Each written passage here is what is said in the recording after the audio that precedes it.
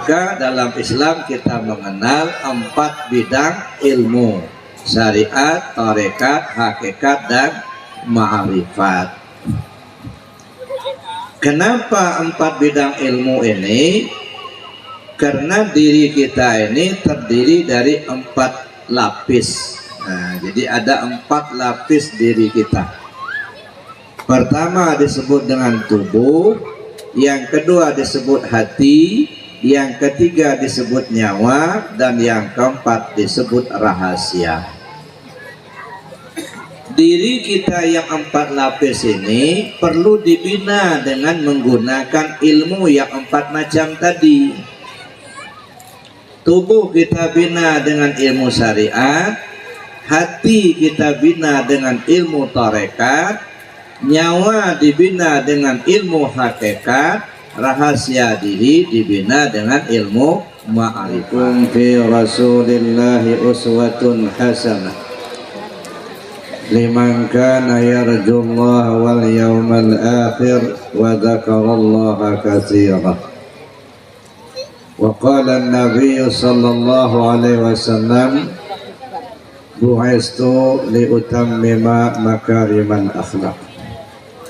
Sadaqallahul azim wa sadaqa rasuluhun nabiyul karim wa nahnu ala dhalika minasy syahidin wa syakirin walhamdulillahi rabbil alamin. Al-Mukarram wal Muhtaram, yang saya cintai, yang saya banggakan, yang saya hormati, Bapak Kiai Nasir Habibi, laku orang tua kita. Mudah-mudahan beliau dipanjangkan Allah umurnya, diberi kesehatan lahir dan batin. Dan yang saya hormati pimpinan Pondok Pesantren Miftahul Barokah, Bapak Ustadz Jalaluddin, juga mudah-mudahan beliau dipanjangkan Allah umur, diberi kesehatan lahir dan batin. Juga Bapak Haji Sahroni, juga selaku orang tua kita, dan Bapak Haji Lukman Hadi, juga orang tua kita. Mudah-mudahan semuanya dipanjangkan Allah umurnya, diberi kesehatan lahir dan batin. Amin Allahumma amin. Bapak-bapak para pimpinan sepuh, bapak-bapak para tokoh agama, juga Bapak Pamong yang hadir pada kesempatan ini, Bapak Ibu, para jamaah undangan Maulid Nabi yang saya muliakan, khusus anak-anak dari santri dan santriwati Pondok Pesantren Al-Barokah. Mudah-mudahan anak-anak semua mendapatkan ilmu yang barokah dan menjadi anak yang soleh dan solehah. Dan semoga Pondok Pesantren Al-Barokah ini semakin hari semakin berkembang, banyak siswa-siswa yang belajar di tempat ini. Amin Allahumma amin. Terima kasih banyak pada panitia yang sudah mempersilahkan dan mengundang saya untuk ikut berpartisipasi dalam peringatan Maulid Nabi ini. Khususnya Pak Haji Lukman Hadi yang sempat datang ke Pondok Pesantren Arafah di Haji Mena, Lampung Selatan.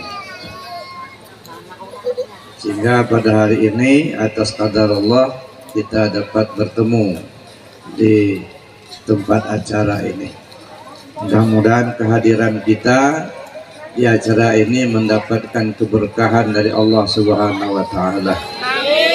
Semua yang sakit disembuhkan oleh Allah, dan yang ada hajatnya diijabah oleh Allah Subhanahu wa taala. Dan saudara-saudara kita, keluarga kita yang sudah berpulang ke rahmatullah, mudah-mudahan mereka semua diampunkan Allah segala dosanya, dilapangkan di alam kuburnya. Ala haziniyah al-Fatihah. A'udzu billahi minasyaitonir rajim. Bismillahirrahmanirrahim. Alhamdulillahirabbil alamin arrahmanir rahim maliki yaumiddin. Iyyaka na'budu wa iyyaka nasta'in shiratal mustaqim shiratal ladzina an'amta 'alaihim ghairil maghdubi 'alaihim waladdallin.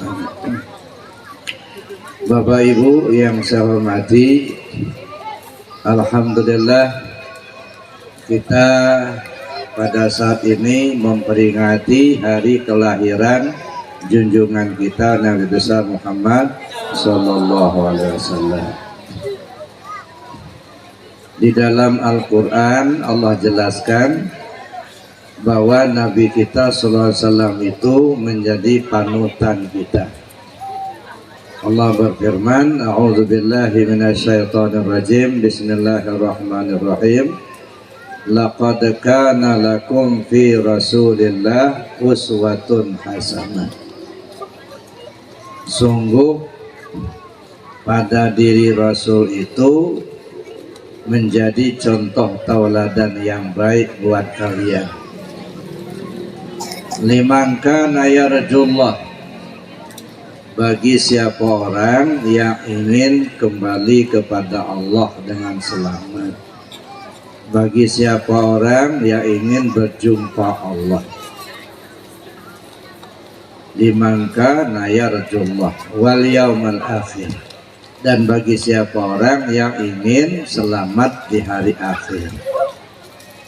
Wa dzakarallaha katsira, dan bagi siapa orang yang ingin zikir sebanyak-banyaknya atau zikir yang banyak. Bapak Ibu yang saya hormati, kita sudah sering melaksanakan peringatan semacam ini. Tentu sudah banyak informasi yang disampaikan oleh para kiai, para ustadz tentang junjungan kita Nabi besar Muhammad sallallahu alaihi wasallam. Mudah-mudahan kita kelak mendapatkan syafaat dari beliau. Amin Allahumma amin. Seperti tadi juga disebutkan oleh panitia bahwa mudah-mudahan kita mendapatkan syafaat dari dunia dan akhirat. Ibu-ibu sudah dapat syafaat Nabi apa belum ya? Sudah apa belum? Sudah. Jadi kalau kita perhatikan, sudah adakah syafaat Nabi di dunia ini? Sudah. Mana syafaat Nabi di dunia ini? Kehadiran junjungan kita Nabi besar Muhammad SAW ke dunia yang fana ini menyampaikan ajaran agama Islam, itu merupakan syafaat kubro, pertolongan secara menyeluruh, bukan hanya untuk orang Arab, kepada siapapun orangnya yang percaya kepada beliau dan mengikuti ajaran-ajaran yang beliau sampaikan, itu pasti akan selamat. Itulah pertolongan secara menyeluruh. Kalaulah tadinya Nabi tidak hadir di dunia, tidak turun ke dunia, nggak tahu kita ini seperti apa. Mungkin nggak kenal Tuhan. Kenapa? Karena ajaran yang disampaikan rasul-rasul sebelumnya sudah banyak yang dirubah oleh tangan-tangan manusia. Tapi dengan kehadiran Nabi kita Muhammad SAW ke dunia yang fana ini, meluruskan kembali mana yang tadi disampaikan oleh Rasul sebelumnya yang telah disimpangkan oleh anak-anak manusia ini, diluruskan kembali oleh Rasulullah. Salah satu contoh ya, dulu Nabi Isa alaihi salam mengatakan, ini Rasulullah ilaikum, saya ini Rasul Allah buat kalian. Tapi kemudian dirubah oleh sebagian orang menjadi Tuhan ya, Isa anak Tuhan. Lalu kemudian datang Nabi menyampaikan, Qul huwallahu ahad, Katakan hai Muhammad, Allah itu esa. Allahus Samad, Allah tempat bergantung, menggantungkan segala harapan. Lam yalid walam yulad, dia tidak beranak dan tidak diperanakkan, tidak dilahirkan.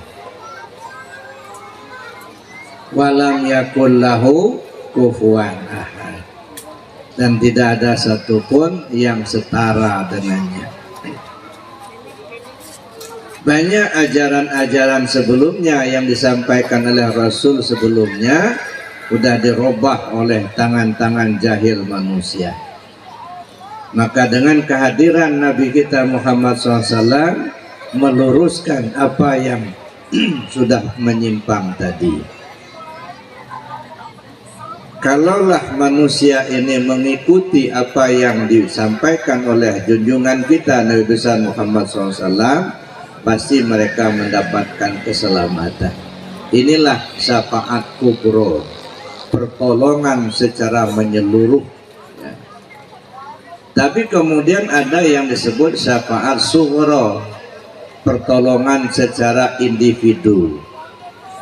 Di antara anak manusia yang telah mempercayai, mengikuti ajaran Nabi SAW, lebih tekun lagi mengamalkannya secara khusus, baik dari ilmu maupun dari amalia, dia tekuni betul.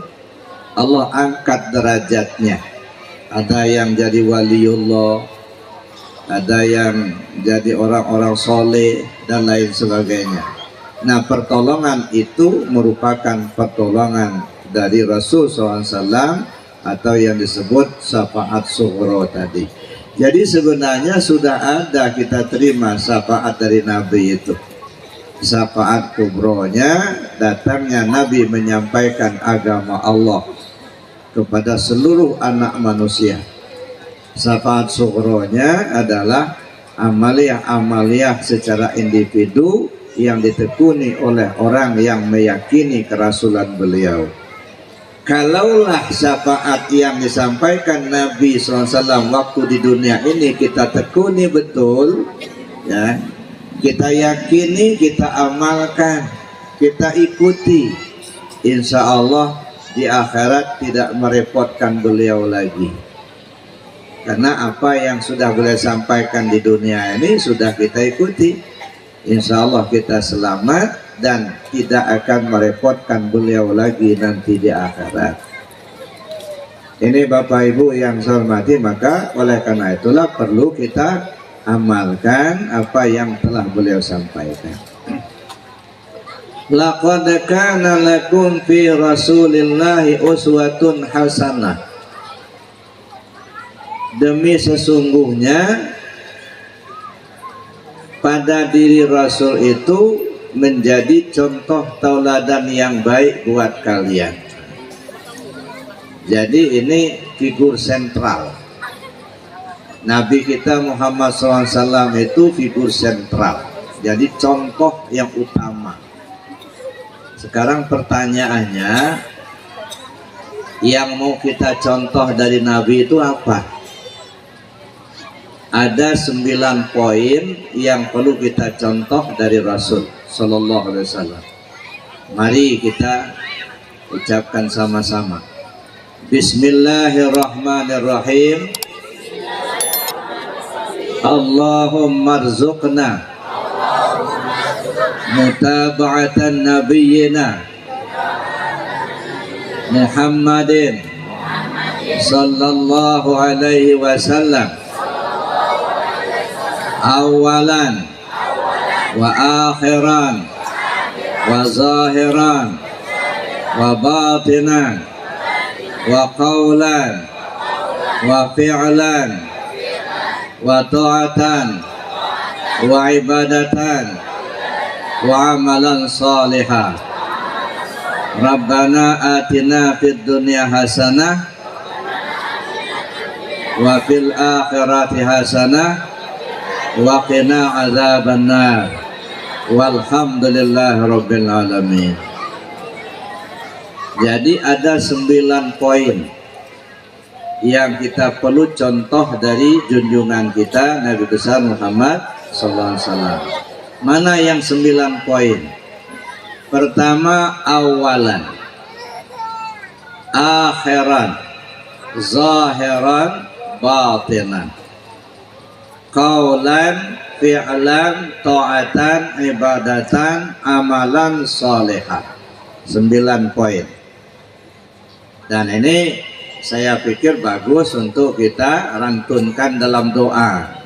Sesudah sholat kita baca doanya, Allahumma zukna mutaba'atan nabiyyina Muhammadin sallallahu alaihi wasallam awalan wa akhiran wa zahiran wa batinan wa qawlan wa fi'lan wa ta'atan wa ibadatan wa amalan salihah. Mudah-mudahan kita diberi kemampuan oleh Allah untuk mengikuti beliau. Mari kita lihat poin-poinnya satu persatu. 9 poin ini dibagi 2 kelompok. Kelompok pertama, awalan, akhiran, zahiran, batinan. Ini kelompok pertama, urusan ke dalam. Ilmunya ilmu tasawuf. Ya. Ini bicara tentang urusan ke dalam. Lalu qaulan, fi'lan, ta'atan, ibadatan, amalan salihah. Ini urusan di luar. Ilmunya ilmu syariat. Jadi kalau yang pertama ilmunya ilmu hakikat, yang kedua ini ilmunya ilmu syariat. 9 poin ini terhimpun dalam 3 kelompok bidang ilmu: al-Islam, al-Iman, dan al-Ihsan. Jadi 9 poin itu terhimpun dari 3 pokok ini: Islam, iman, dan ihsan. Al-Islam itu syariat, aturan-aturan. Al-iman itu keyakinan hati, tauhid. Sedangkan al-ihsan itu urusan tasawuf. Tasawuf ini ada 2 macam. Ada tasawuf amali, namanya ilmu tarekat. Ada tasawuf nazari, namanya ilmu ma'rifat. Kalau al-Islam itu menjadi ilmu syariat, sedangkan al-iman menjadi ilmu hakikat, al-ihsan itu menjadi ilmu tarekat dan ilmu ma'rifat. Maka dalam Islam kita mengenal 4 bidang ilmu: syariat, tarekat, hakikat, dan ma'rifat. Kenapa 4 bidang ilmu ini? Karena diri kita ini terdiri dari 4 lapis. Nah, jadi ada 4 lapis diri kita.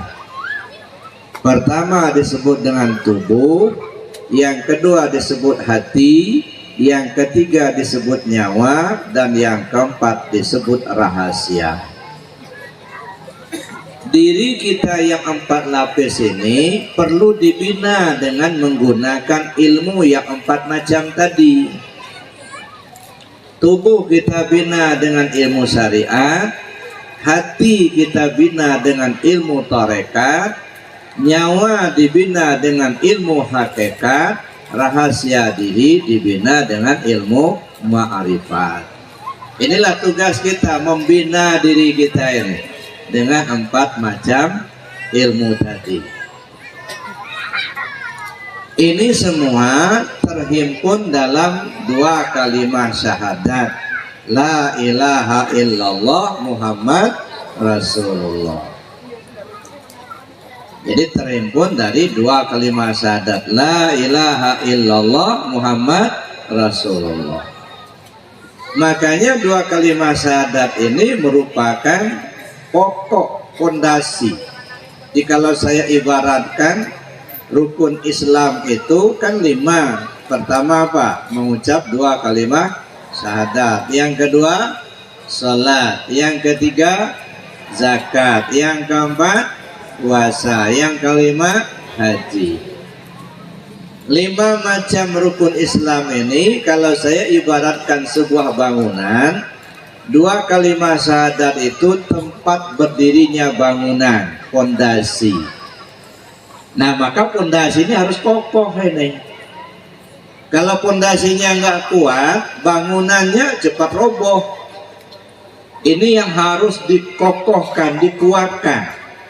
Bahkan kalau bangunannya bertingkat pakai cakar ayam lagi. Ya, jadi artinya fondasi ini harus kuat. Karena ini tempat berdirinya bangunan. Jadi bagaimanapun bagusnya bangunan, kalau sudah fondasinya kuat, insya Allah dia kokoh. Tapi kalau fondasinya labil, nah bisa roboh, cepat roboh. Nah, maka 2 kalimat syahadat ini harus betul-betul kita kokohkan, kita kuatkan. Yang kedua, sholat. Sholat itu ibarat tiang. As-sholatu imaduddin. Sholat itu tiang agama. Man aqamaha faqad aqamaddin wa man tarakaha faqad hadamaddin. Jadi sholat itu tiang agama. Kalau orang mendirikan sholat, sama saja dengan dia mendirikan agamanya. Kalau dia tinggalkan sholat, sama saja dia meruntuhkan agamanya sendiri. Kenapa bisa begitu? Orang kan nggak tahu, Pak, Bapak itu orang beriman atau tidak.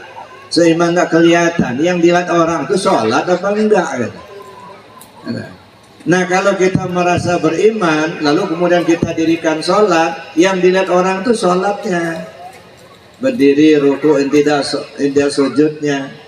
Tapi kalau kita berkuah-kuah, saya ini orang beriman tapi nggak pernah kelihatan ada sholat, nggak pernah kerjakan sholat, runtuh agamanya, Pak. Ya, nanti mati, nanti khawatir nggak mau mensolatkan. Ngapain kita nyolatkan, dia sudah jadi bangkai katanya. Ya, dia masih hidup aja nggak dibawa tubuhnya sholat. Begitu mati disuruhnya kita yang nyolatkan, kan runtuh agamanya. Nah, tapi kalau kita dirikan sholat, mungkin iman kita belum kuat benar, ya, belum paham betul tentang akidah, tentang tauhid. Cuman kita rajin mendirikan sholat, pasti orang katakan, dia orang Islam. Mati nanti pasti disolatkan orang, Pak. Kata kita ini kan enggak, begitu mati kepingin disolatkan, lagi hidup enggak pernah sholat. Nah, ini repot juga katanya. Ya, mau disolatkan, dia enggak pernah sholat, enggak disolatkan, katanya beriman. Nah, jadi jangan abu-abu lah. Ya, kalau iman betul gitu. Kalau Islam benaran gitu. Ya. Itu yang kedua. Jadi sholat itu tiang agama. Yang ketiga apa? Zakat. Nah, puasa dulu. Yang ketiga puasa. Puasa itu apa? Junnah, dinding. Nah, junnah, dinding, ya. Jadi dinding ini ya untuk membatas ruangan, dari ruangan luar ke ruangan dalam. Itu dinding. Yang keempat, zakat. Zakat apa? Bersih. Bersih itu apa? Pintu dan jendela. Kalau ada pintu dan jendela, kan sirkulasi anginnya lancar, udara di dalam kan bersih. Nah, yang kelima, haji. Apa itu? Atapnya. Jadi kalau sudah ada fondasi, sudah ada bangunan, ada dinding, sudah ada pintu jendela, ada atap, sudah ada, udah bangunan itu berdiri bisa ditempati. Nah, persoalan bangunan itu bagus atau tidak tergantung kita, mau yang bagus atau mau yang sederhana, gitu aja. Begitu juga kita beragama ini, Pak, mau agama kita bagus atau sederhana saja. Kalau sederhana saja, ngaku-ngaku beragama Islam, sholat sekali setahun, ya, udah beragama kata orang, tapi kan nggak bagus itu. Nah, begitu juga puasa misalnya. Puasa sih puasa, cuman puasanya pertama sama terakhir, tengah-tengahnya bolong. Zakat, nah zakat kadang-kadang bayar, kadang-kadang enggak. Haji, nah haji belum pula ada duit, mending modal dagang dulu daripada bayar ONH. Rusak jadinya agamanya. Nah jadi sudah punya bangunan agama pada dirinya tapi kurang bagus. Nah sekarang mau yang bagus atau yang sederhana itu saja. Kayak bangunan kalau tempat berdirinya tiang itu, kalau di kampung-kampung Pak, itu batu kali aja sudah tempat berdirinya tiang gitu. Nah, tiangnya pakai bambu aja sudah tiang gitu. Dindingnya dinding gerobak aja sudah dinding gitu. Atapnya atap alang-alang aja udah atap gitu. Pintu jendelanya papan-papan bekas cor aja gitu, misalnya ban sepeda aja udah pintu itu. Cuman kan nggak nyaman.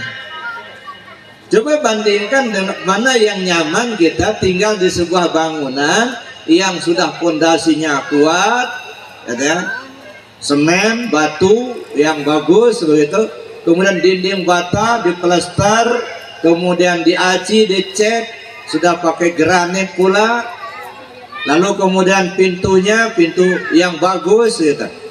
Kalau kayunya kayu jati gitu. Begitu juga atap sudah pakai pelafon. Nah kira-kira nyaman yang mana? Tentu nyaman yang sudah lengkap. Nah begitu kita beragama ini Pak, mau tinggal di bangunan agama yang sederhana atau bangunan agama yang sempurna. Kalau yang sederhana pokoknya sholat 5 waktu aja lah, nggak sunat-sunatnya enggak gitu. Nah tapi kurang indah. Bagusnya sebuah bangunan itu di sunatnya itu Pak. Itu bagusnya bangunan rumah kita justru di sunatnya itu bagusnya. Cobalah perhatikan, lantai tanah diratakan itu sudah lantai, tapi akan berbeda dengan tanah yang sudah dipasang granit. Granit itu juga bertingkat-tingkat kualitasnya. Ya dah, semakin bagus kualitasnya semakin mahal. Tapi kan pakai granit, pakai keramik itu sunat Pak. Itu sunat. Yang wajib ada tanahnya tempat meletakkan granit itu. Kalau tempat meletakkannya belum ada, gimana meletakkan granitnya? Jadi granit itu ya, keramik itu semuanya sunat. Yang wajib lantai tanahnya itu. Dinding pakai gerobak sudah dinding, tapi lebih nyaman kalau pakai bata merah. Pakai bata merah saja belum nyaman, sudah nyaman kalau sudah diplester. Diplester aja belum nyaman kalau belum diaci. Diaci aja belum nyaman kalau belum dicat. Lebih nyaman lagi kalau pakai granit, tapi mahal Pak. 1 meter granit itu bisa 450-an. Begitu juga pelafon ya. Jadi artinya yang granit, yang cat, yang plaster, yang aci itu sunat itu. Yang wajibnya mana? Pasang bata merahnya, itu yang wajib. Maka jangan dikira kalau yang sunat-sunat itu hanya kita pahami berpahala kalau dikerjakan, tidak apa-apa kalaupun ditinggal. Benar, nggak salah, nggak. Cuman kan kalau kita bayangkan dengan kenyamanan kita berada di sebuah bangunan yang sempurna, tentu lebih nyaman. Kesempurnaan agama kita ini justru pada sunat-sunatnya. Banyak sunat, banyak sempurnanya, lebih nyaman kita nempatinya. Jadi oleh karenanya Bapak Ibu yang saya hormati, kita kembali kepada pokok persoalan tadi. Apa yang tersebut, ada Islam, ada iman, ada ihsan, yang kemudian melahirkan 4 bidang ilmu syariat, tarekat, hakikat, dan ma'rifat, itu terhimpun dalam 2 kalimat syahadat. Asyhadu alla ilaha illallah wa asyhadu anna Muhammad Rasulullah. Cuman 2 kalimat syahadat ini Bapak Ibu tidak cukup hanya hafal kalimatnya. Ibu sudah hafal 2 kalimat syahadat? Sudah ya. Anak TK sudah hafal belum? Sudah juga. Burung beo hafal apa tidak? Ada juga burung beo yang hafal 2 kalimat syahadat. Tapi burung beo itu cuma hanya bisa ngomong aja, Pak, asyhadu an la ilaha illallah, asyhadu anna muhammadar rasulullah. Nggak ngerti deh artinya apa, maksudnya apa. Ya, pokoknya udah hafalnya diajar terus mengucap 2 kalimat syahadat, hafal burung beonya. Tapi kan nggak paham dia. Artinya kalau kita sampai tua begini cukup hanya hafal saja, nggak paham maksudnya, kira-kira sekelas lah dengan burung beo gitu. Ya, apa mau kita seperti itu? Maka 2 kalimat syahadat ini Bapak Ibu 5 tahapan harus kita kaji supaya kita mengerti, kita paham. Pertama, tahu cara mengucapkan 2 kalimat syahadat. Ini saja, maaf Bapak Ibu, kadang-kadang ya ada calon pengantin itu yang mau nikah dibimbing sama Pak PPN untuk mengucap 2 kalimat syahadat. Ada yang sampai 5 kali diulang nggak lurus 2 kalimat syahadatnya. Baru ngucap aja sudah nggak lurus, gimana mau selanjutnya? Inilah kondisi kita zaman sekarang. Ngucap kalimatnya saja nggak lurus. Apa mau kita biarkan seperti itu? Tentu tidak. Makanya dibukalah pondok pesantren Al Barokah supaya lurus mengucapkan 2 kalimat syahadat itu. Makanya bapak ibu-ibu yang punya anak jangan segan-segan masukkan ke pondok pesantren Al Barokah ini supaya terbimbing anak-anak kita. Ya, lebih baik meninggalkan 1 orang anak soleh daripada meninggalkan uang 1 miliar. Ya, kalau kita tinggalkan uang 1 miliar, ya kalau yang masih hidup itu tahu dia sedekahkan, dapatlah kita yang usahakan uang itu, dapatlah pahalanya. Kalau dipoya-poyakan, bahkan main judi, hancur. Ya, banyak duit tidak menjamin akan kebahagiaan. Tapi 1 orang anak soleh bukan hanya membimbing orang tuanya waktu di dunia, tapi sampai ke akhirat anak itu akan membimbing orang tuanya masuk ke dalam surga. Makanya Bapak Ibu yang saya hormati, saya bilang tadi, lebih baik meninggalkan 1 orang anak soleh daripada meninggalkan uang 1 miliar. Ibu punya duit 1 miliar nggak di rumah? Nggak ada, ya sama. Saya juga nggak punya.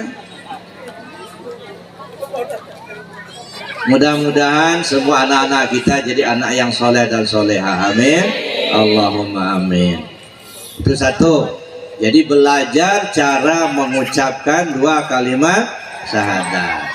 Ya, ilmunya apa ini? Ilmu tajwid.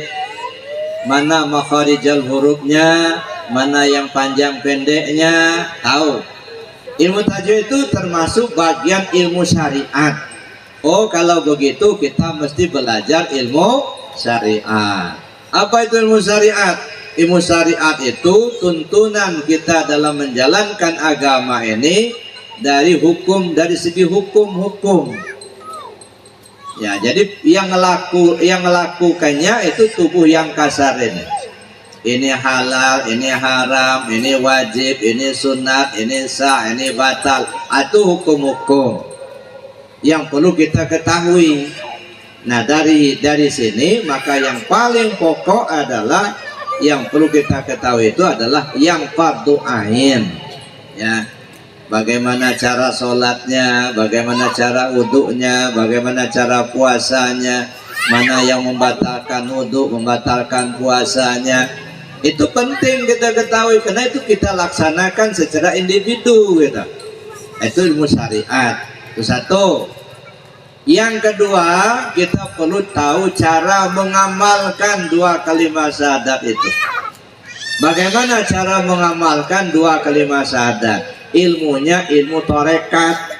Maka kita perlu belajar ilmu tarekat. Jadi belajar tarekat itu belajar cara mengamalkan 2 kalimat syahadat. Jadi bapak-bapak, ibu-ibu nggak usah ragu-ragu belajar tarekat. Jangan mau kita dibohong-bohongin orang. Ada orang yang nggak senang ilmu tarekat, jangan belajar tarekat, oi katanya, nanti gila kamu nanti. Jangan belajar tarekat, itu bid'ah. Makanya orang nggak mau belajar tarekat. Kenapa? Isi otaknya cuma dua, itulah bid'ah sama gila. Padahal banyak betul orang gila di pasar nggak pernah belajar tarekat. Ada nggak orang gila di pasar coba? Banyak. Belajar tarekat nggak? Enggak. Ini kan dibohongin kita. Ya. Alangkah banyaknya orang belajar tarekat, nggak ada yang gila enggak. Nah begitu juga Bapak Ibu, bid'ah. Kata siapa bid'ah? Ya. Rasul yang ngajarkannya itu. Jadidu imanakum, kata Nabi. Perbaru iman kalian.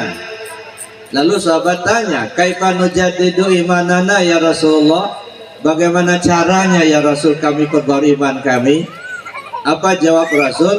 Faksiru bidzikri la ilaha illallah. Banyak-banyak sebut la ilaha illallah. Itu ajaran Rasul sallallahu alaihi wasallam. Jadi kita berzikir dengan kalimat la ilaha illallah dalam bilangan yang banyak, itu merupakan pelaksanaan dari ajaran junjungan kita Nabi besar Muhammad SAW. Nah sekarang kita tanya ke diri kita, dalam sehari semalam berapa kali sih nyebut la ilaha illallah itu? Kadang-kadang jarang-jarang. Nah oleh karena itu maka perlu kita tingkatkan. Mulai sekarang perbanyak zikir la ilaha illallah. Kenapa? Itu ajaran dari junjungan kita Nabi besar Muhammad SAW. Man qala la ilaha illallah akhiru kalami dakhalal jannah. Siapa orang yang akhir kalamnya la ilaha illallah, dia masuk surga. Mau masuk surga enggak Bapak Ibu? Mau. Salah satu cara masuk surga itu bagaimana? Akhir kalam dengan la ilaha illallah. Tapi ini bukan tawaran murahan, ini tawaran sulit. Saking sulitnya untuk menghadirkan kalimat la ilaha illallah ketika orang akan meninggal, kalau bisa hadiah surga. Saking sulitnya. Untuk bisa bagaimana caranya? Kata Rasul sallallahu alaihi wasallam, matan nas bima ya'isubi. Manusia mati sesuai kebiasaan. Oh kalau begitu sebelum mati biasakan dulu lidah ini nyebut la ilaha illallah. Kalau sudah terbiasa lidah nyebut la ilaha illallah, insya Allah mau meninggal pun kalimat terakhir yang diucap adalah kalimat la ilaha illallah. Tapi kalau masih sehat begini jarang-jarang nyebut la ilaha illallah. Apalagi kalau sudah benci kepada kalimat itu, tunggu saja saatnya. Ya, akan timbul penyesalan yang tak ada ujungnya. Ya, jadi saya hanya mengingatkan saja, ya, supaya kita banyak-banyak nyebut kalimat la ilaha illallah. Ya. Nah, ibu bapak kan sudah hafal kalimat ini kan? Udah. Mari kita ulang ya, kita sebut 3 kali. A'udzubillahi minasyaitonirrajim. Bismillahirrahmanirrahim. Ila hadratin Nabi Muhammad Rasulillah sallallahu alaihi wasallam. Sayyidul Fatihah. A'udzubillahi minasyaitonirrajim. Bismillahirrahmanirrahim. Alhamdulillahirabbil alamin arrahmanirrahim maliki yaumiddin. Iyyaka na'budu wa iyyaka nasta'in. Shiratal mustaqim. Shiratal ladzina an'amta 'alaihim ghairil maghdubi 'alaihim waladdallin. Amin. Ikuti. Astaghfirullahal ghafurur rahim. Astaghfirullahal ghafurur rahim. Astaghfirullahal ghafurur rahim. Allahumma salli ala Sayyidina Muhammad wa ala ali sayyidina Muhammad wa ala alihi wa sahbihi wa sallim. Ilahi anta maksudi wa ridhaka matlubi a'tini mahabbataka wa ma'rifataka. Ikuti. La ilaha illallah. Sama-sama.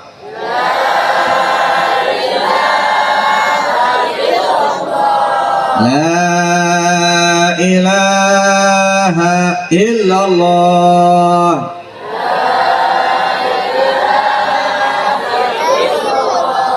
La ilaha illallah. Sayyiduna Muhammad Rasulullah sallallahu alaihi wasallam. Al-Fatihah. A'udzu billahi minasyaitonir rajim. Bismillahirrahmanirrahim. Alhamdulillahirabbil alamin arrahmanir rahim maliki yaumiddin. Iyyaka na'budu wa iyyaka nasta'in. Shiratal mustaqim shiratal ladzina an'amta 'alaihim ghairil maghdubi 'alaihim waladdallin. Amin. Banyak-banyak sebut kalimat la ilaha illallah. Mudah-mudahan kita mendapat keselamatan dunia dan akhirat. Amin. Allahumma amin. Itu yang pertama. Yang kedua, yang ketiga, tentang dua kalimat syahadat ini kita perlu tahu isi dua kalimat syahadat itu apa ya. Kalau asyhadu alla ilaha illallah wa asyhadu anna muhammadar rasulullah itu bahasa Arab. Kalau bahasa kitanya, aku bersaksi tidak ada Tuhan selain Allah dan aku bersaksi Muhammad utusan Allah. Itu alih bahasa ke dalam bahasa Indonesia. Isinya apa?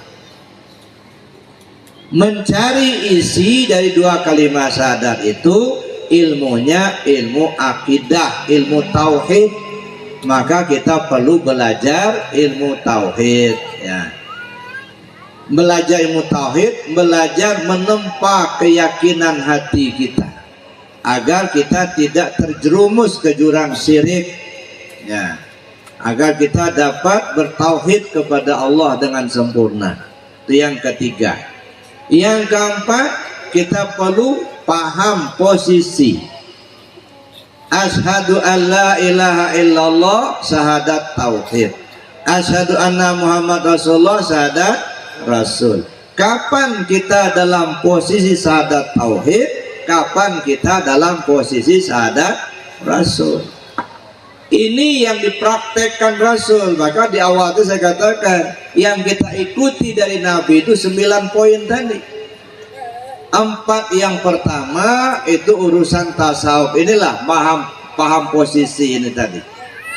Awalan, akhiran, zahiran, batinan.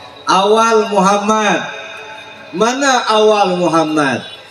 Akhir Muhammad, mana akhir Muhammad? Zahir Muhammad, mana zahir Muhammad? Batin Muhammad, mana batin Muhammad? Apa awal Muhammad? Ibu-ibu sudah tahu? Belum, nanti tanya sama Pak Kiainya. Awal Muhammad disebut Rabbani. Akhir Muhammad disebut Nurani. Zahir Muhammad disebut Jasmani. Batin Muhammad disebut Ruhani. Nah, jadi ini perlu kita kaji. Ilmunya ilmu hakikat. Jadi memahami posisi. Nabi banyak mempraktekkan itu. Salah satu contoh ya. La ilaha illallah hisni. Man qala la ilaha illallah dakhala hisni. Man dakhala hisni amina min adzabi. La ilaha illallah benteng aku. Siapa orang yang mengucap la ilaha illallah berarti dia masuk ke dalam bentengku. Siapa orang yang sudah berada dalam bentengku aman dari siksaanku. Yang menyampaikan kata-kata ini adalah Rasulullah, Nabi kita Muhammad sallallahu alaihi wasallam. Tapi kunya itu Allah. Kunya itu Allah. Nah, kalau dikaji hakikatnya, posisi Muhammad ketika itu ada di mana? Nah, nggak usah saya teruskan, nanti ditelusuri lebih jauh.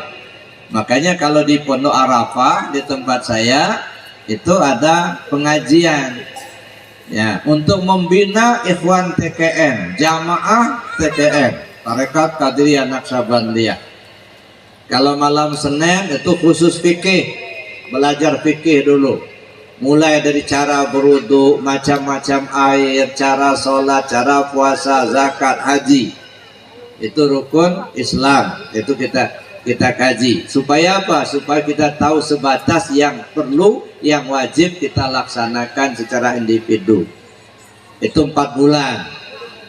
Selesai fikih 4 bulan, baru naik ke tauhid 4 bulan juga. Selesai tauhid 4 bulan, baru naik ke tasawuf 1 4 bulan juga. Selesai tasawuf 1 4 bulan, baru naik ke tasawuf 2 4 bulan juga. Jadi selesai kira-kira 16 bulan.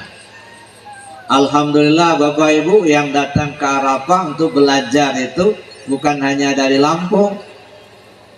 Ada yang dari Palembang, ada yang dari Malaysia, ada yang dari Pontianak, ada yang dari apa namanya, dari Pulau Guru, ada yang dari apa namanya Tanjung apa namanya itu di Pekanbaru, ya kan? Jadi banyak, ya, dari beberapa daerah, bukan hanya dari Indonesia tapi di luar. Kenapa? Karena butuh. Orang itu mau belajar karena merasa butuh, Pak. Kalau orang tidak merasa butuh, walaupun sudah disampaikan, gurunya juga dekat sama kita, tapi karena merasa nggak butuh, nggak mau dia belajar. Padahal sebenarnya itu kebutuhan semua orang. Semua manusia butuh zikir, butuh ilmu ketuhanan. Cuman banyak manusia seolah merasa tidak butuh.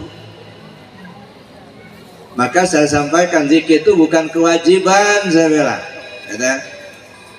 Seperti makan itu bukan kewajiban tapi kebutuhan. Bedanya, kalau makan nasi itu kebutuhan tubuh, kalau zikir kebutuhan ruh. Jadi Bapak Ibu yang saya hormati, oleh karena itulah maka perlu kita kaji lebih jauh. Yang keempat tadi, memahami posisi. Kapan di posisi syahadat tauhid, kapan di posisi syahadat rasul. Nah, ini kaji lebih jauh nanti, ya. Sebelum ajal kita datang, sebelum kita meninggalkan dunia ini, perlu kita tahu itu dulu biar kita selamat. Selamat dari apa? Selamat dari segala macam siksaan, ya. Tidak ada yang selamat kecuali kembali ke Allah. Yauma la yanfa'u malu wala banun illa man atallah biqalbin salim. Ingat, satu masa nanti akan terjadi. Harta yang banyak kau kumpulkan, anak istrimu tak bisa nolong sama sekali. Yang kita bangga-banggakan di dunia nggak bisa nolong, Pak. Yang selamat hanyalah yang datang menghadap Allah dengan hati yang bersih.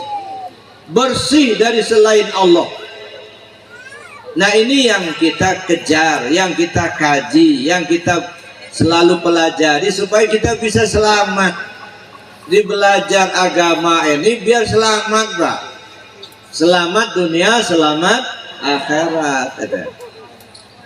Makanya di dalam ayat yang tadi saya baca di awal, laqad kana lakum fi Rasulillah uswatun hasanah liman kana yarjullah.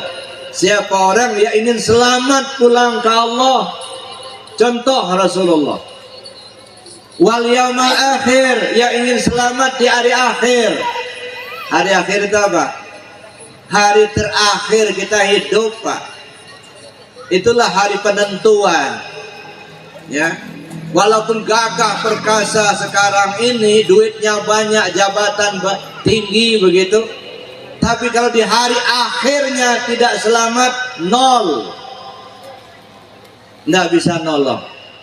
Jadi yang menentukan itu di hari akhir itu, hari kematian kita, itu hari akhir. Selamat di hari akhir, sampai ke akhirat pun pasti selamat. Tidak selamat di hari akhir, maka sampai akhirat gak bakal selamat. Jadi kalau ingin selamat di hari akhir, contohlah junjungan kita Nabi besar Muhammad SAW. Ikuti ajarannya. Salah satu ajarannya, perbanyak zikir dengan nyebut la ilaha illallah kalau mau selamat. Tapi banyak juga yang namanya selamat belum tentu selamat.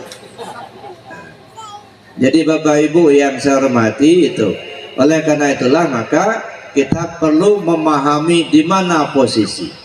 Saya tanya Bapak Ibu, ibu-ibu pernah nggak beli ayam di pasar? Sering kan? Kadang-kadang kan si penjual ayam itu ya masih hidup kan, ayamnya masih dikurung. Lalu kita pilih, ya ini aja Pak ayamnya, ini harganya berapa, sekian, ya sudah ini aja. Nah kita pilihlah, ayamnya masih hidup. Lalu ibu bilang sama si tukang ayam, Pak tolong Pak sekalian dipotong, dibersihkan bulu-bulunya. Ya Bu, kata si tukang ayam. Lalu ibu pesan, Pak jangan lupa ya kalau nyembelihnya pakai bismillah. Oh ya Bu, kenapa harus pakai bismillah? Kalau tidak pakai bismillah menjadi haram dimakan, kan begitu? Ya, ayam yang sudah dihalalkan Allah, kambing yang dihalalkan Allah, sapi yang dihalalkan Allah, binatang ternak lah, kalau disembelih tidak dengan bismillah menjadi haram dimakan. Halal apa haram dimakan? Haram. Pertanyaannya, kenapa binatang yang sudah dihalalkan kalau disembelih tidak dengan bismillah kok menjadi haram? Nah, orang-orang syariat, orang-orang fikih memahaminya ketika menyembelih hewan itu mengucap kalimat Bismillahirrahmanirrahim. Pertanyaannya, yang membuat dia halal kalimat bismillahnya atau bismillah? Kalau kalimat bismillahnya siapa saja bisa ngucap bismillah, Bismillahirrahmanirrahim. Bisa saja orang yang bukan beragama Islam hafal juga dia Bismillahirrahmanirrahim kalau sekedar kalimat. Tapi pertanyaannya, apakah halalnya ayam, kambing atau sapi itu dengan kalimat bismillah apa dengan bismillah? Pasti dengan bismillah, bukan dengan kalimat bismillah. Ya, apa urusan kita dengan hewan itu Pak? Kita ngejadikannya enggak, kita ngasih nyawanya enggak pula. Kok tiba-tiba kita yang membunuhnya? Pernah enggak ibu-ibu bikin ayam? Enggak pernah kan? Siapa yang menghidupkan ayam? Allah. Siapa yang menjadikan? Allah. Kenapa kita yang membunuh? Kan bukan punya kita toh. Kita menjadikannya, enggak ngasih nyawanya, enggak kok tiba-tiba kita membunuh. Di situ haramnya Pak, maling toh. Milik Allah, kok kita yang merampok gitu. Makanya haram. Tapi dengan bismillah, dengan nama Allah, atas nama Allah sembelih ayam itu baru halal Pak. Jadi bukan persoalan kalimat bismillahnya, dengan bismillah ku sembelih ayam dengan nama Allah. Contoh yang kedua, ini musola apa namanya? Apa? Al-Barakah. Umpama ya kita ini akan meresmikan pemakaian musola Al-Barakah. Ya. Lalu kita mengundang Pak Gubernur untuk meresmikan pemakaian musola Al-Barakah. Lalu kemudian Sehari sebelum acara, Pak Gubernur memanggil Pak Ustadz Jalaluddin sebagai pimpinan Pondok Pesantren Al Barokah. Pak Kiai, kata Pak Gubernur, benar mau peresmian Musola Al Barokah? Iya Pak. Besok itu saya nggak bisa hadir, kata Pak Gubernur, karena ada urusan di Jakarta. Jadi saya minta Pak Ustadz Jalaluddin untuk mewakili saya selaku gubernur meresmikan pemakaian pondok pemakaian Musola Al Barokah itu. Oh iya Pak, katanya. Pada hari H jam D, protokol bilang acara selanjutnya peresmian pemakaian Musola Al Barokah yang akan diresmikan oleh Bapak Gubernur Lampung, yang dalam hal ini diwakili oleh Bapak Jalaluddin. Naiklah Bapak Jalaluddin ke podium, lalu beliau mengatakan, setelah menyampaikan pengantar, beliau katakan, atas nama Gubernur Lampung saya resmikan pemakaian Musola Al Barokah. Tap, beliau pukul, tap, beliau pukul ini, palunya beliau ketukkan. Nanti di prasastinya yang tanda tangan Gubernur Pak Jalaluddin. Nah, yang resmikan itu Pak Jalaluddin, Pak Gubernur. Gubernur. Tapi kan Pak Jalaluddin itu yang naik ke podium, itu casingnya. Gubernur minjam casingnya Pak Jalaluddin. Hakikatnya sebenarnya yang meresmikan itu gubernur. Maka yang tanda tangan prasasti itu bukan Pak Jalaluddin, tapi Pak Gubernur. Kalau orang tanya siapa yang meresmikan pemakaian Musola Al Barokah, pasti orang bilang Pak Gubernur. Jadi bukan Pak Jalaluddin. Ini yang namanya memahami posisi. Jadi posisi Pak Jalaluddin pada saat itu, atas nama Gubernur Lampung saya resmikan pemakaian Musola Al Barokah. Pada saat itu Pak Jalaluddin itu gubernur itu. Hanya casingnya saja yang Pak Jalaluddin, isinya gubernur. Maka peresmiannya sah diresmikan oleh Pak Gubernur. Paham nggak Bapak Ibu? Itu yang saya sebutkan memahami posisi. Bagaimana hanya kalimat la ilaha illallah saja yang kita sebut? Bagaimana cuma 2 kalimat syahadat, kalimatnya aja yang kita sebut? Isinya nggak paham. Pantasan dia orang Islam katanya, tapi sholat enggak, puasa enggak. Katanya orang Islam, tapi gitu giliran puasa enggak puasa. Panggilan sholat nggak dihiraukan, karena nggak paham. Nah makanya perlu kita mengkaji lebih jauh Bapak Ibu. Jangan hanya cukup kita hafal 2 kalimat syahadatnya saja. Isinya apa? Bagaimana kita memahami posisi itu loh. Syukur ada Pondok Pesantren Al Barokah di sini untuk membina anak-anak kita ini supaya bisa mereka menimba ilmu sebanyak-banyaknya, sehingga mereka juga bisa untuk menyampaikan kajian-kajian syariat, tarekat, hakikat, ma'rifatnya nanti. Maka kita dukung bersama-sama, mudah-mudahan Pondok Pesantren ini maju nantinya.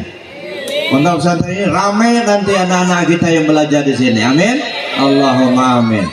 Yang terakhir Bapak Ibu yang saya hormati, ya setelah kita memahami posisi, ilmunya apa itu? Ilmu hakikat namanya itu. Jadi jangan pernah berkata, oh nggak perlu ilmu hakikat. Ada saja orang, kenapa ilmu Islam itu kok di kota-kota? Ya Islam, ya Islam. Ya sudah. Ya, lihat aja pematang sawah itu. Kenapa sawah itu kasih pematang-pematang begitu? Kenapa nggak aja kayak lapangan aja? Ya nggak bisa begitu. Diri kita aja ada perbedaan, ada kepalanya, ada tangan, ada kaki, ada perut, gitu ya. Nah kalau sekaligus itu bukan sempurna namanya, bukan tubuh, undel-undel namanya itu. Ya, nggak jelas mana kepala, mana kaki, mana tangannya, ya kan? Nah diri kita aja seperti itu Pak, ada kepalanya, ada tangan, ada kaki, ada perut. Nah begitu juga kalau kita memahami kajian dalam Islam itu mesti ada bidang-bidangnya. Ada bidang syariat untuk ngatur tubuh kita secara lahir, supaya tahu mana sah, mana batal, mana halal, mana haram. Lalu masuk ke ilmu tarekat, ngatur hati biar hati ini bersih, ingat kepada Allah, biar hati ini tidak iri, tidak dengki. Nah, zikir kita membersihkan hati. Gitu juga ilmu hakikat, ngatur nyawa kita biar nyawa kita pulang ke Allah dengan selamat. Begitu juga ilmu ma'rifat, ngatur rahasia diri kita nih biar kembali kepada Allah ya dengan selamat. Jadi Bapak Ibu yang saya hormati, itu makanya perlu kita kaji satu persatu. Dia cukup kita hanya global saja. Pokoknya kalau Islam udah kita aja lah. Kata, makanya kata Nabi SAW dalam sebuah hadis, silakan Anda berbuat baik serasa cukup jadi bekalmu di dalam sorga. Silakan Anda berbuat jahat, berbuat maksiat serasa cukup, serasa mampu menanggung derita dalam neraka. Terserah kamu. Silakan Anda berbuat baik serasa cukup jadi bekal dalam sorga. Silakan berbuat jahat serasa mampu menanggung derita dalam neraka. Jadi kalau kita masuk neraka bukan karena Allah kejam, bukan, karena kita minta Allah.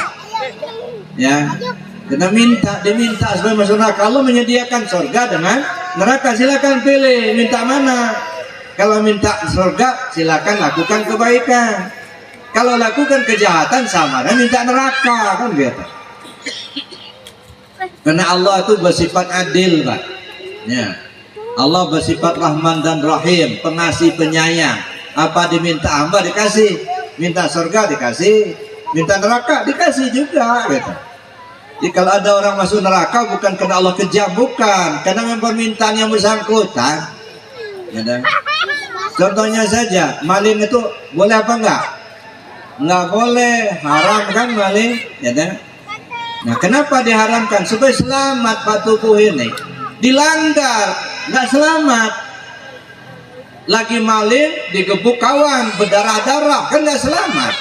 Kenapa digebuk orang? Karena dia maling. Maling itu artinya apa? Dia minta supaya digebuk. Kalau dia nggak maling kan nggak digebuk orang. Jadi kalau dia digebuk karena dia maling, ya kena minta. Jadi minta itu bukan hanya dengan doa, dengan lidah, dengan lisan, bukan. Perbuatan kita itu sama dengan minta. Berbuat baik tanda kita minta yang baik, berbuat jahat tanda kita minta yang jahat.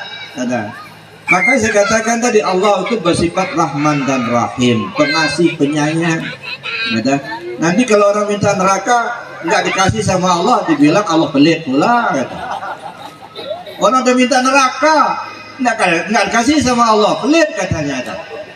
Makanya Allah bersifat Rahman dan Rahim, pengasih penyayang. Mudah-mudahan kita semua mendapat bimbingan dari Allah. Insya Allah kita mendapat selamat dunia dan akhirat. Mudah-mudahan kita dapat mengikuti junjungan kita Nabi besar Muhammad Sallallahu Alaihi Wasallam, dan insya Allah kita mendapatkan syafaat dari beliau. Amin. Allahumma amin. Allah hadina bi barakati al-Fatihah. A'udzubillahi minasyaitonir rajim. Bismillahirrahmanirrahim. Alhamdulillahirabbil alamin arrahmanir rahim maliki yaumiddin. Iyyaka na'budu wa iyyaka nasta'in ihdinas siratal mustaqim siratal ladzina an'amta 'alaihim ghairil maghdubi 'alaihim waladdallin. Bapak Ibu yang saya hormati, saya kira demikian yang dapat saya sampaikan. Terima kasih atas perhatian dan kesabarannya. Mohon maaf atas kekurangannya. Billahi taufiq wal hidayah. Wassalamualaikum warahmatullahi wabarakatuh. Alhamdulillahirabbil alamin. Barakallahu fikum. Usai sudah kajian kita tadi bersama Abah Guru Buya Muhammad Rusfi. Semoga apa yang disampaikan dan diajarkan Abah Guru tadi bisa bermanfaat dan menambah ilmu pengetahuan kita tentang ma'rifatullah dan tentang agama kita. Dan semoga Allah Subhanahu wa Ta'ala melimpahkan rahmat dan cahayanya ke dalam kalbu kita, agar terang jalan kita menuju ma'rifat kepadanya. Dan semoga Allah menguatkan iman dan tauhid di dalam kalbu kita sampai kita mati. Semoga Allah memudahkan segala urusan kita di dunia dan di akhirat nanti. Semoga Allah Subhanahu wa Ta'ala melimpahkan rahmat dan cahayanya kepada Abah Guru Buya Muhammad Rusfi. Semoga Abah Guru dan Ummi diberi kesehatan, panjang umur, dan diberkahi umurnya, serta dimudahkan Allah segala urusannya, dan Allah upahkan dengan jannahnya Allah segala ilmu yang diajarkannya. Dan semoga Allah memudahkan kita mencerna dan memahami ilmu yang Abah Guru Buya Muhammad Rusfi ajarkan kepada kita semua. Amin, Allahumma amin. Sampai jumpa di kajian berikutnya, insya-Allah.